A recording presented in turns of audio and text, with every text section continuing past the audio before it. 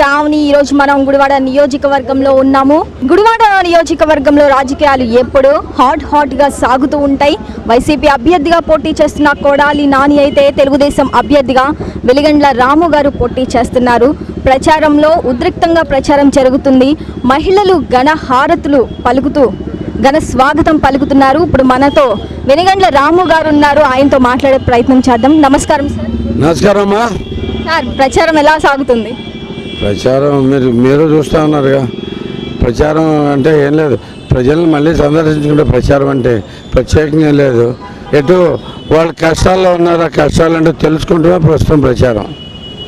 ప్రజలు అడుగడుగున ఘన స్వాగతం పలుకుతూ హారతులతో మీకు స్వాగతం పలుకుతున్నారు. మీకు ఎలా అనిపిస్తుంది సార్? ఎంత బాధలో ఉన్నారా అనిపిస్తుందమ్మా.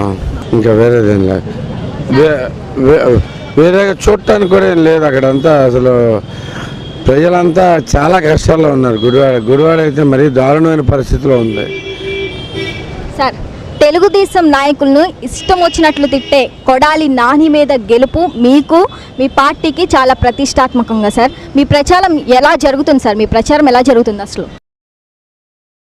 తెలుగుదేశం నాయకులు తిడతాం అంటే అదేదో సబ్జెక్ట్ ఏం లేక తనకి టాపిక్ ఏముండదు. ఏ టాపిక్ వెళ్ళినా కానీ సబ్జెక్ట్ తెలియదు.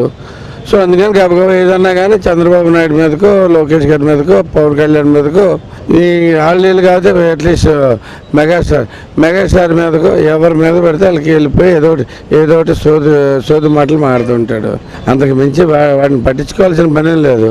గెలవటం అనేది ముందు ప్రజలు కష్టాల్లో ఉన్నారు. వాళ్ళ కష్టాల నుంచి బయటపడాలి అనే ఉద్దేశంతో నేను ముందుకు వచ్చాను.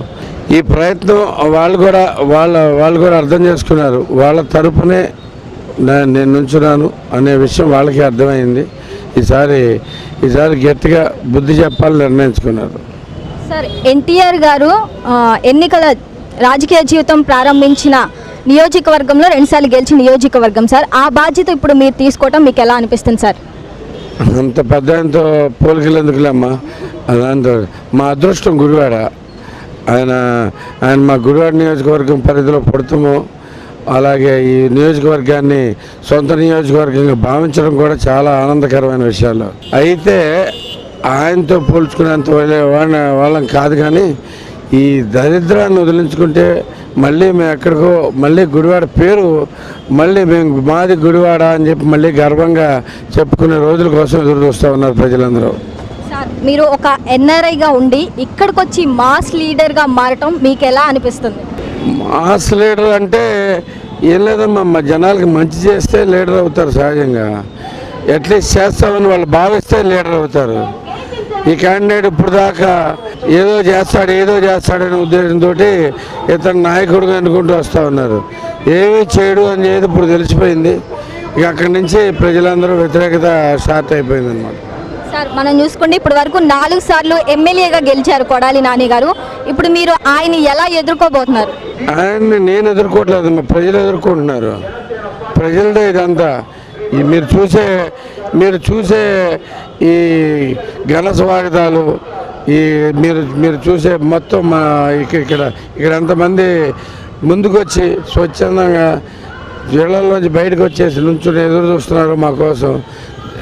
ఇదంతా వాళ్ళ కోసం వాళ్ళే చేసుకుంటుంది. మనం అంటే గుడివాడ నియోజకవర్గంలో మంచినీళ్ళే కరువు అయిపోయినాయి. దారుణమైన పరిస్థితులు ఉన్నాయి.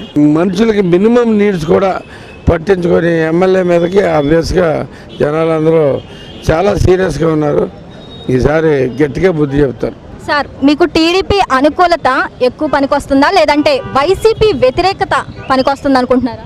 టీడీపీ అనుకూలత ఉంటేనే కదా వైసీపీ వ్యతిరేకత కనపడేది.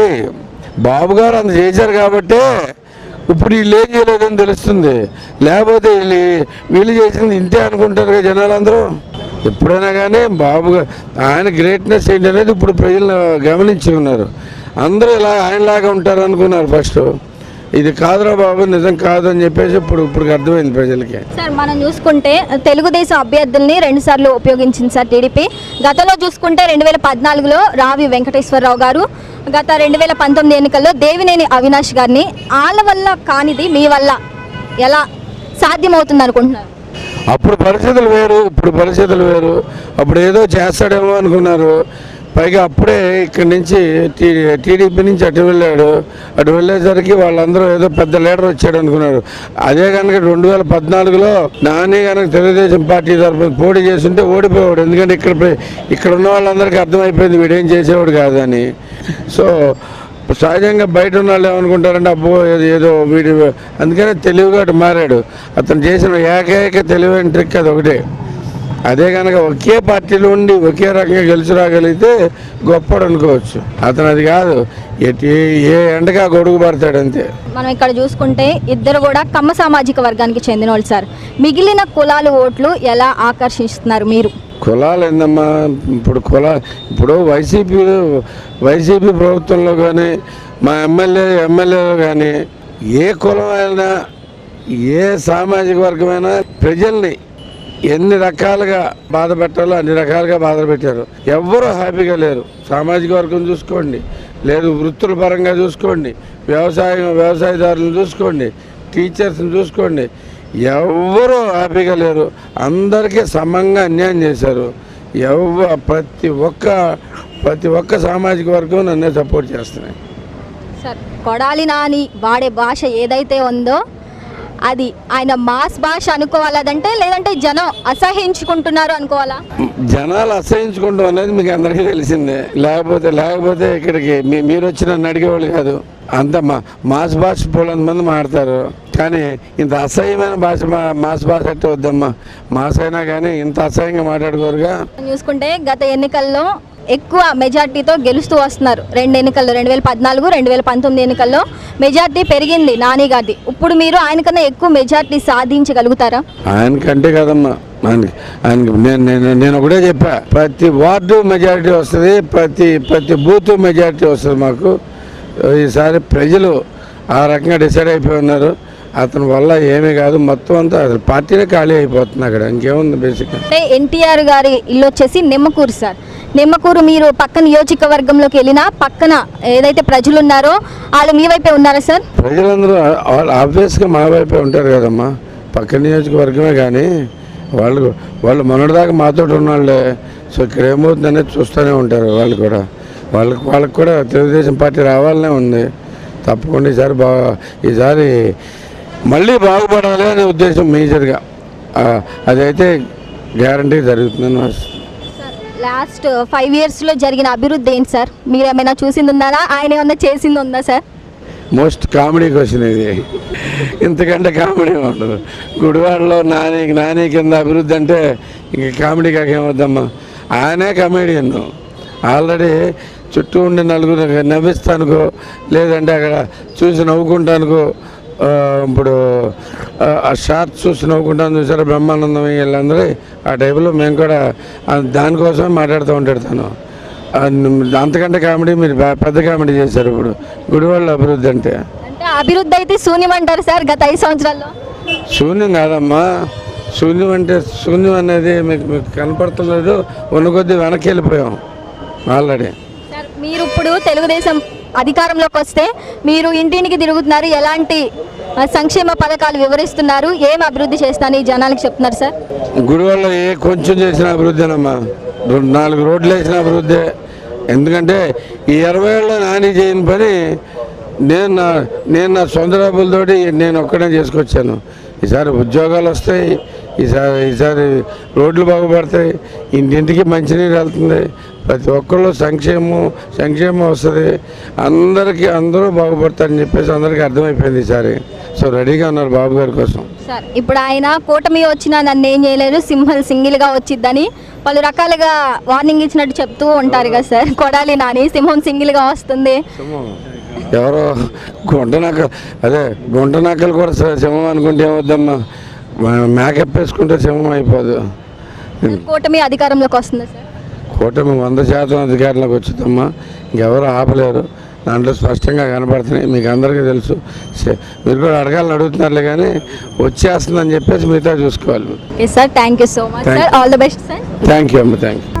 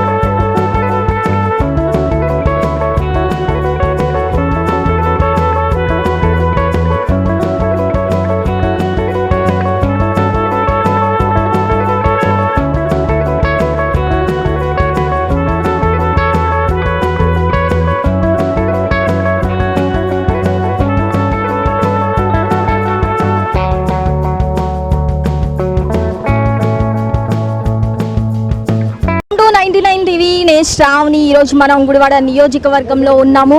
గుడివాడ నియోజకవర్గంలో రాజకీయాలు ఎప్పుడు హాట్గా సాగుతూ ఉంటాయి. వైసీపీ అభ్యర్థిగా పోటీ చేస్తున్న కొడాలి నాని అయితే తెలుగుదేశం అభ్యర్థిగా వెలిగండ్ల రాము గారు పోటీ చేస్తున్నారు. ప్రచారంలో ఉద్రిక్తంగా ప్రచారం జరుగుతుంది. మహిళలు ఘన హారతులు పలుకుతూ ఘన స్వాగతం పలుకుతున్నారు. ఇప్పుడు మనతో వెలిగండ్ల రాము గారు ఉన్నారు. ఆయనతో మాట్లాడే ప్రయత్నం చేద్దాం. నమస్కారం సార్.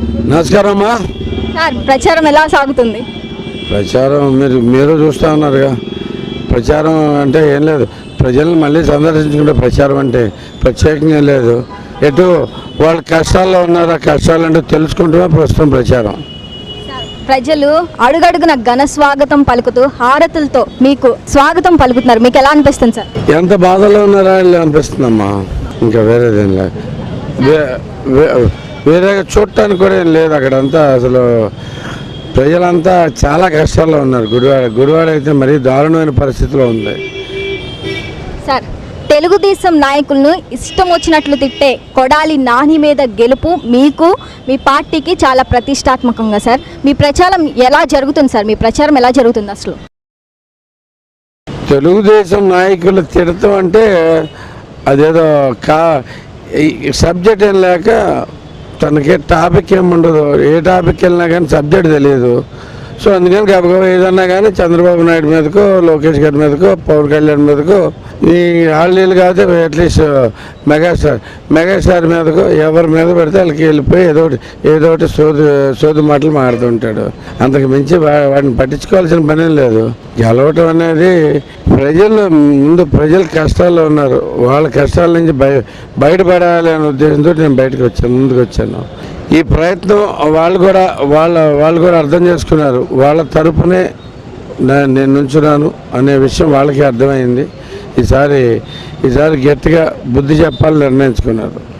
సార్, ఎన్టీఆర్ గారు ఎన్నికల రాజకీయ జీవితం ప్రారంభించిన నియోజకవర్గంలో 2 సార్లు గెలిచిన నియోజకవర్గం సార్. ఆ బాధ్యత ఇప్పుడు మీరు తీసుకోవటం మీకు ఎలా అనిపిస్తుంది సార్? అంత పెద్ద ఆయనతో పోలికలు ఎందుకులేమ్మా. దాంతో మా అదృష్టం గుడివాడ.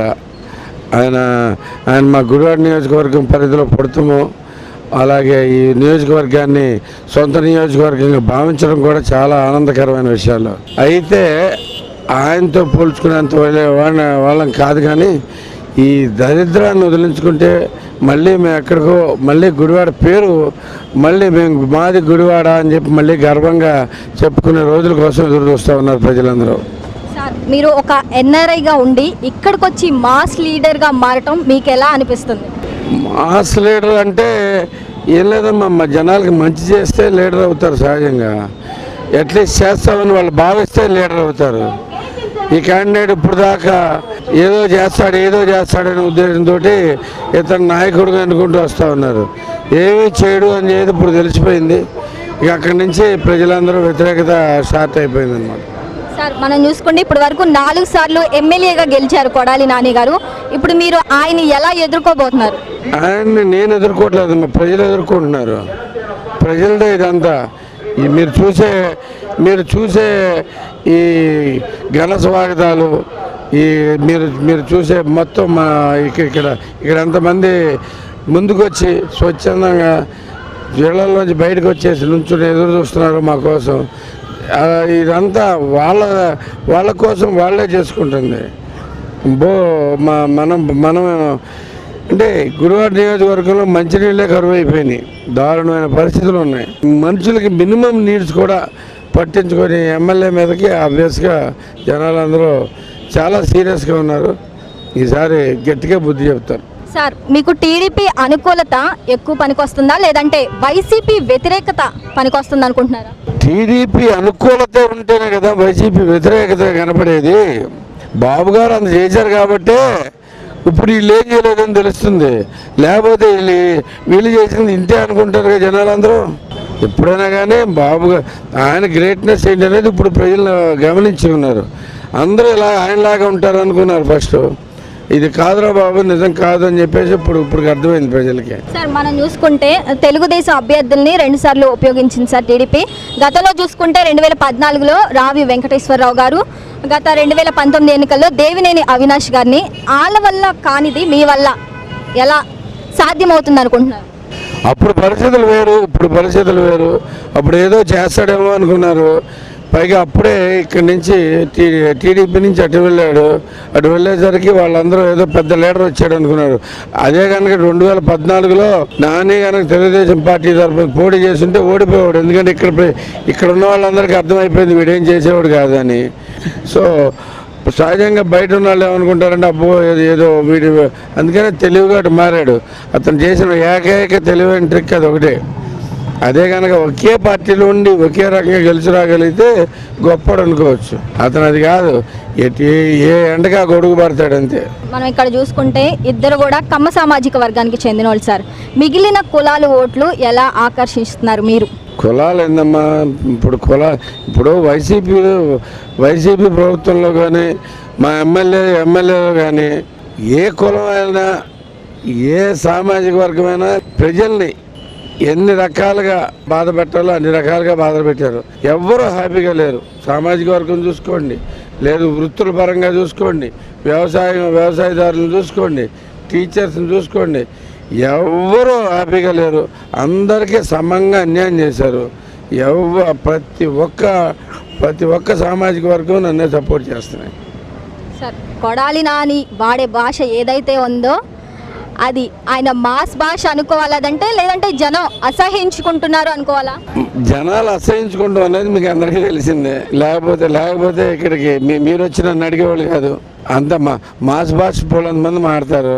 కానీ ఇంత అసహ్యమైన భాష మాస్ భాష అంటే వద్దమ్మా. మాస్ అయినా కానీ ఇంత అసహ్యంగా మాట్లాడుకోరుగా. చూసుకుంటే గత ఎన్నికల్లో ఎక్కువ మెజార్టీతో గెలుస్తూ వస్తున్నారు. 2 ఎన్నికల్లో 2014, 2019 ఎన్నికల్లో మెజార్టీ పెరిగింది నాని గారిది. ఇప్పుడు మీరు ఆయనకన్నా ఎక్కువ మెజార్టీ సాధించగలుగుతారా? ఆయనకంటే కదమ్మా, ఆయనకి నేను ఒకటే చెప్పా, ప్రతి వార్డు మెజారిటీ వస్తుంది, ప్రతి బూత్ మెజారిటీ వస్తుంది మాకు. ఈసారి ప్రజలు ఆ రకంగా డిసైడ్ అయిపోయి ఉన్నారు. అతని వల్ల ఏమీ కాదు, మొత్తం అంతా అసలు పార్టీనే ఖాళీ అయిపోతుంది. అక్కడ ఇంకేముంది బేసిక్గా. అంటే ఎన్టీఆర్ గారి ఇల్లు వచ్చేసి నిమ్మకూరు సార్. నిమ్మకూరు మీరు పక్క నియోజకవర్గంలోకి వెళ్ళినా పక్కన ఏదైతే ప్రజలు ఉన్నారో వాళ్ళు మీ వైపే ఉన్నారా సార్? ప్రజలందరూ ఆబ్వియస్గా మా వైపే ఉంటారు కదమ్మా. పక్క నియోజకవర్గమే కానీ వాళ్ళు మొన్నటిదాకా మాతో ఉన్నవాళ్ళే. సో ఇక్కడ ఏమవుతుందనేది చూస్తూనే ఉంటారు. వాళ్ళకు కూడా తెలుగుదేశం పార్టీ రావాలనే ఉంది. తప్పకుండా ఈసారి మళ్ళీ బాగుపడాలి అనే ఉద్దేశం మేజర్గా. అదైతే గ్యారంటీ జరుగుతుందని. లాస్ట్ 5 yearsలో జరిగిన అభివృద్ధి ఏంటి సార్? మీరు ఏమైనా చూసింది ఉందా? ఆయన ఏమన్నా చేసింది ఉందా సార్? మోస్ట్ కామెడీ క్వశ్చన్ ఇది. ఇంతకంటే కామెడీ ఉండదు. గుడివాడలో నాని కింద అభివృద్ధి అంటే ఇంక కామెడీ కాకేమవుద్దమ్మా. ఆయనే కమెడియన్. ఆల్రెడీ చుట్టూ ఉండి నలుగురు నవ్విస్తానుకో, లేదంటే అక్కడ చూసి నవ్వుకుంటానుకో. ఇప్పుడు ఆ షార్ట్స్ చూసి నవ్వుకుంటాను చూసారా, బ్రహ్మానందం వీళ్ళందరూ ఆ టైపులో మేము కూడా దానికోసమే మాట్లాడుతూ ఉంటాడు తను. అంతకంటే కామెడీ మీరు పెద్ద కామెడీ చేశారు ఇప్పుడు గుడివాళ్ళ అభివృద్ధి అంటే. అభివృద్ధి అయితే శూన్యం అంటారు సార్ గత 5 సంవత్సరాల్లో? శూన్యం కాదమ్మా. శూన్యం అనేది మీకు కనపడతలేదు. ఉన్న కొద్దీ వెనక్కి వెళ్ళిపోయాం ఆల్రెడీ. సార్, మీరు ఇప్పుడు తెలుగుదేశం అధికారంలోకి వస్తే మీరు ఇంటింటికి తిరుగుతున్నారు, ఎలాంటి సంక్షేమ పథకాలు వివరిస్తున్నారు, ఏం అభివృద్ధి చేస్తాను ఈ జనాలకు చెప్తున్నారు సార్? గుడివాళ్ళ కొంచెం చేసిన అభివృద్ధేనమ్మా. 4 రోడ్లు వేసిన అభివృద్ధి. ఎందుకంటే ఈ 20 ఏళ్ళలో నాని చేయని పని నేను నా సొంత డబ్బులతోటి నేను ఒక్కడే చేసుకొచ్చాను. ఈసారి ఉద్యోగాలు వస్తాయి, ఈసారి రోడ్లు బాగుపడతాయి, ఇంటింటికి మంచినీరు వెళ్తుంది, ప్రతి ఒక్కళ్ళు సంక్షేమం వస్తుంది, అందరూ బాగుపడతారని చెప్పేసి అందరికీ అర్థమైపోయింది ఈసారి. సో రెడీగా ఉన్నారు బాబు గారి కోసం. సార్, ఇప్పుడు ఆయన కూటమి వచ్చినా నన్ను ఏం చేయలేరు, సింగిల్గా వచ్చిద్దని పలు రకాలుగా వార్నింగ్ ఇచ్చినట్టు చెప్తూ ఉంటారు కదా సార్. కొడాలి నాని సింహం సింగిల్గా వస్తుంది. ఎవరో గుంట నక్కలు కూడా సింహం అనుకుంటే ఏమవుద్దమ్మా, మేకప్ వేసుకుంటే సింహం అయిపోదు. కూటమి అధికారంలోకి వస్తుంది సార్. కూటమి 100% అధికారంలోకి వచ్చిందమ్మా. ఇంకెవరు ఆపలేరు. దాంట్లో స్పష్టంగా కనపడుతున్నాయి, మీకు అందరికీ తెలుసు. మీరు కూడా అడగాలని అడుగుతున్నారులే కానీ వచ్చేస్తుందని చెప్పేసి మిగతా చూసుకోవాలి. Sir, thank you so much sir. All the best sir. Thank you అమ్మ. Thank you.